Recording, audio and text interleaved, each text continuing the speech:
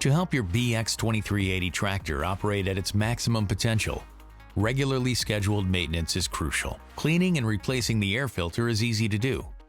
Precautions regarding personal protection should be followed as described in your operator's manual. Your local Kubota dealer will have the correct parts.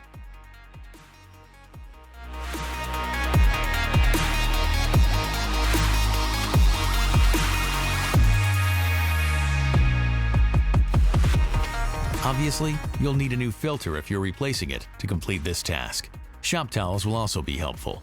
To begin, there's a valve on the air cleaner housing called an evacuator valve. Open the evacuator valve once a week under ordinary conditions, or daily when used in a dusty place, to get rid of large particles of dust and dirt. Whether you're cleaning or replacing the air filter, you'll first need to remove it. To remove the filter, first open the hood. Then clean any debris around the air filter housing. Then release the clips holding the cover on the air filter housing. Remove the air filter. When dry dust adheres to the air cleaner element, clean it by blowing compressed air from the inside, turning the air cleaner element. Pressure of the compressed air must be 30 psi or less. When carbon or oil adheres to the air cleaner element, soak the air cleaner element in detergent for 15 minutes.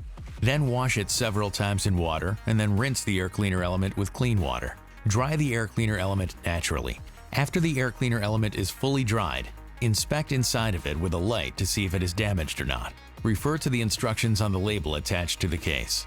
If replacing, discard the old filter. Now install the filter, the housing, and fasten the clips.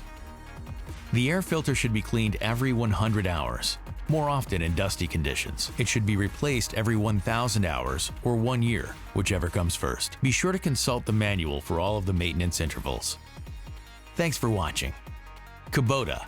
Together we do more.